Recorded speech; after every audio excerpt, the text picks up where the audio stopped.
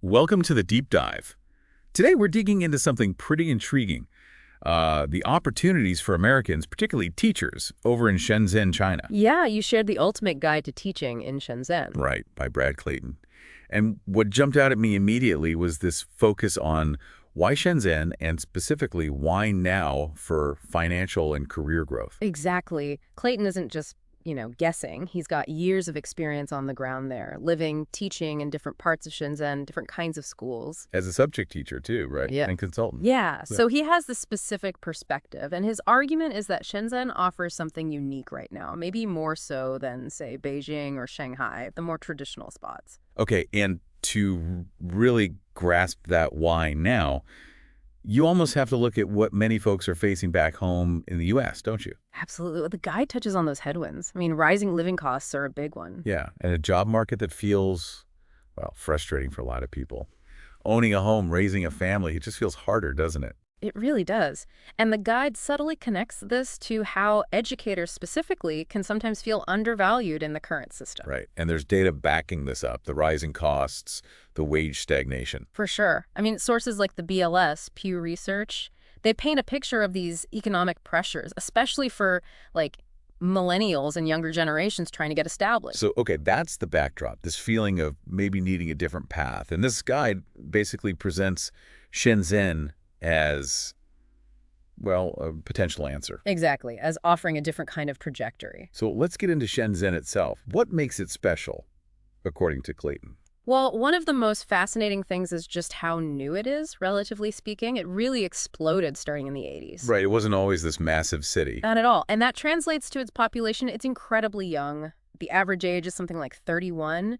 Compare that to, New York City at 38 or Hong Kong at 45. Wow, 31. That's a huge difference. You can imagine the kind of energy that creates. Totally. It's this young, energetic vibe combined with just breakneck development, modern infrastructure everywhere. It's a city built for speed almost. And the guide calls it the Silicon Valley of China, or even Asia, right?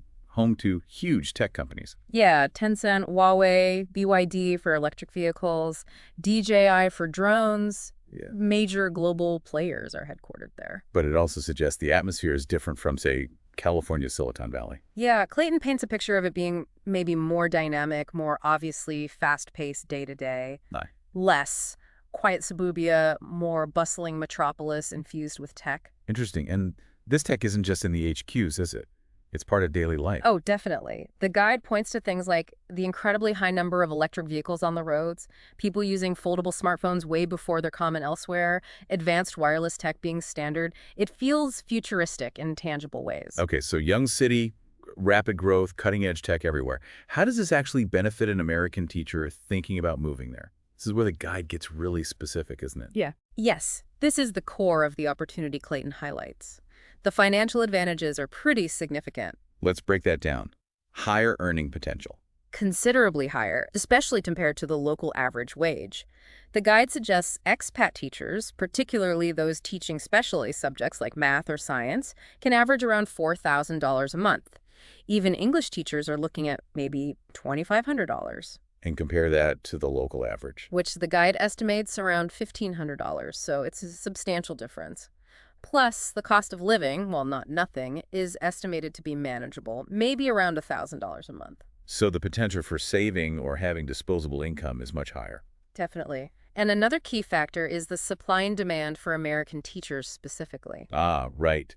The guide emphasizes they're highly valued. Yes, there's a perception around American teaching standards, fostering creative thinking, plus the value placed on U.S. university degrees. This creates strong demand. And getting the work visa isn't automatic, right?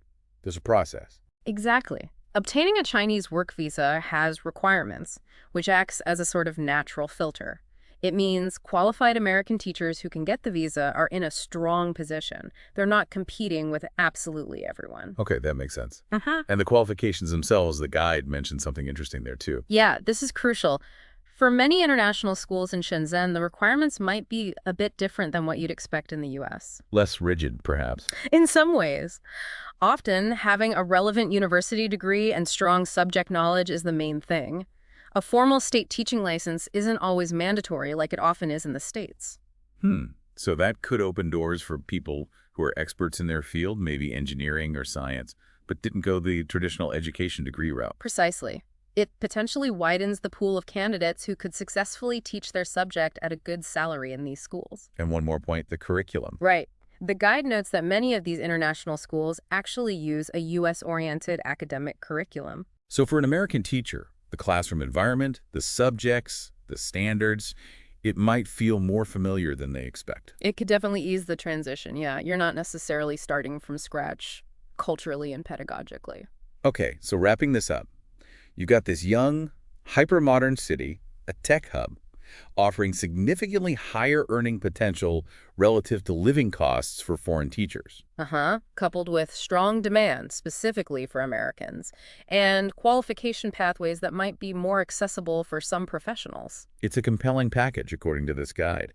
It really does position Shenzhen as a unique spot right now. It does. It presents a very specific window of opportunity. And thinking beyond just the individual teacher, exploring a city like Shenzhen, which basically grew from nothing to a global powerhouse in a few decades, it makes you wonder, doesn't it?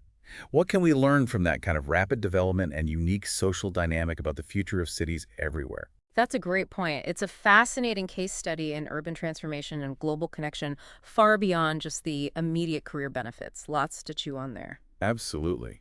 Well, thanks for diving into this Shenzhen guide with me. Really interesting stuff.